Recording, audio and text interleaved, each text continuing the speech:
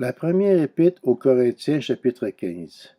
Je vous rappelle, frères et sœurs, l'évangile que je vous ai annoncé, que vous avez reçu et dans lequel vous tenez ferme, c'est aussi par lui que vous êtes sauvés, si vous le retenez dans les termes où je vous l'ai annoncé.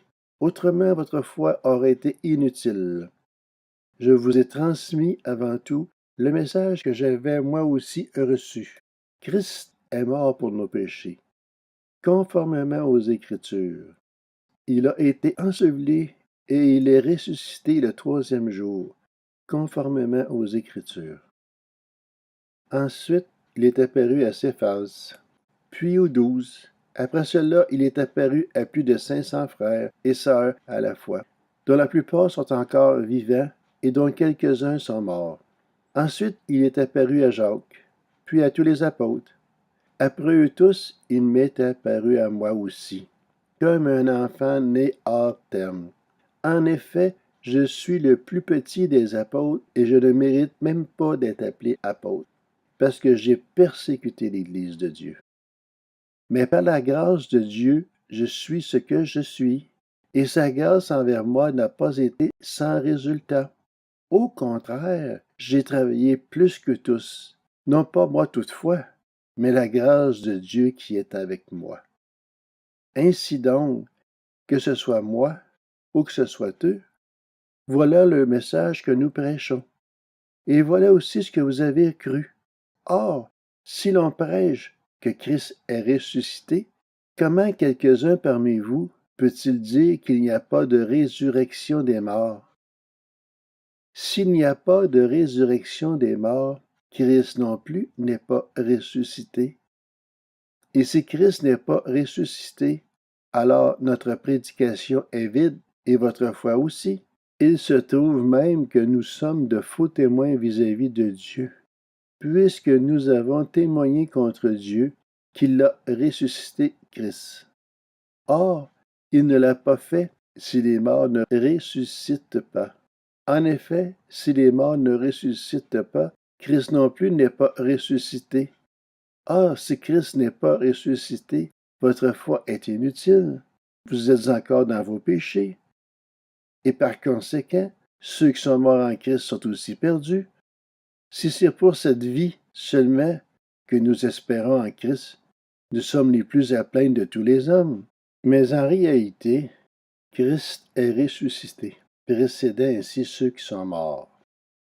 En effet, puisque la mort est venue à travers un homme, c'est aussi à travers un homme qu'est venue la résurrection des morts. Et comme tous meurent en Adam, de même aussi tous revivront en Christ. Mais chacun a son propre rang.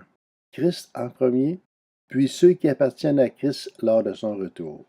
Ensuite viendra la fin, quand il remettra le royaume à celui qui est Dieu et Père, après avoir anéanti toute domination, toute autorité et toute puissance. En effet, il faut qu'il règne jusqu'à ce qu'il ait mis tous ses ennemis sous ses pieds. Le dernier ennemi qui sera anéanti, c'est la mort. Dieu, en effet, a tout mis sous ses pieds.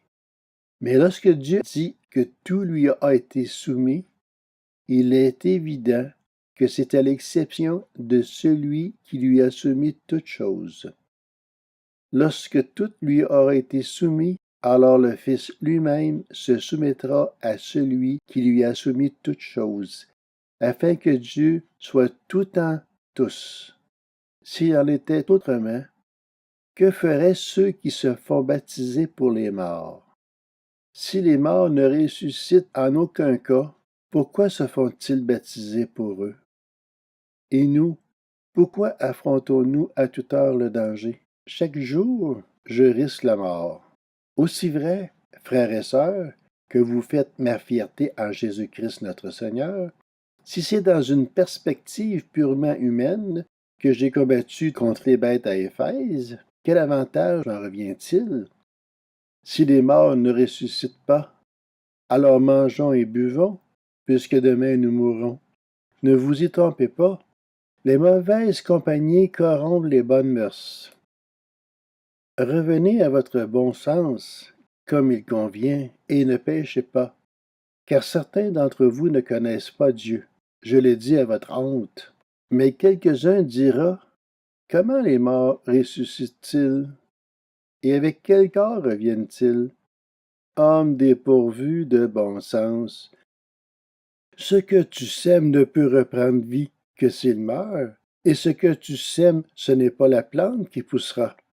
C'est une simple graine, un grain de blé peut-être, ou d'une autre semence. Puis Dieu lui donne un corps comme il le veut, et à chaque semence, il donne un corps qui lui est propre.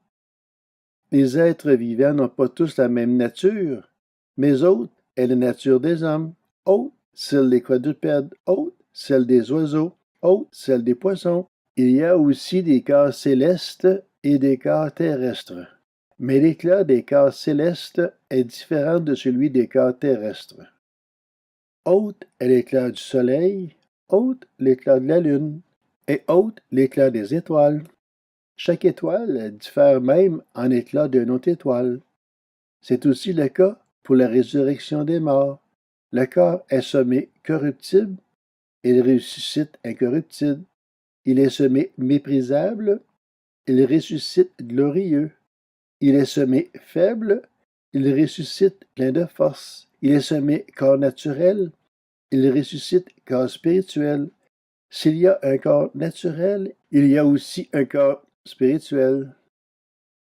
C'est pourquoi il est écrit, le premier homme, Adam, devient un être vivant.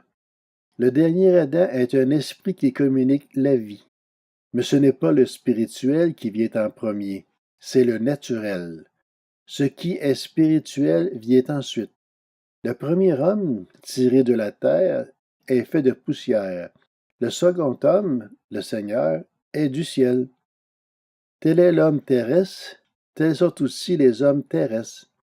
Et tel est l'homme céleste, tels seront aussi les hommes célestes.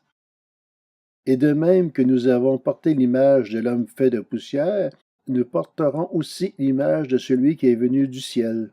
Ce que je veux dire, frères et sœurs, c'est que notre nature actuelle ne peut pas hériter du royaume de Dieu, et que ce qui est corruptible n'héritera pas non plus de l'incorruptibilité.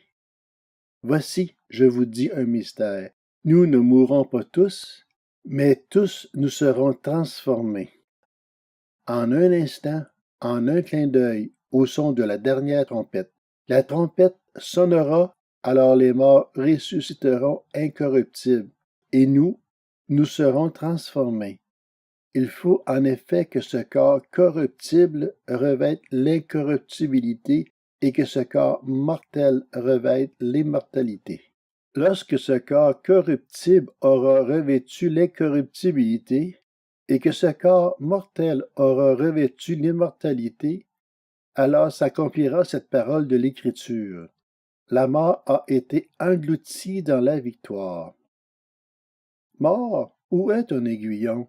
Enfer, où est ta victoire? L'aiguillon de la mort, c'est le péché, et ce qui donne sa puissance au péché, c'est la loi.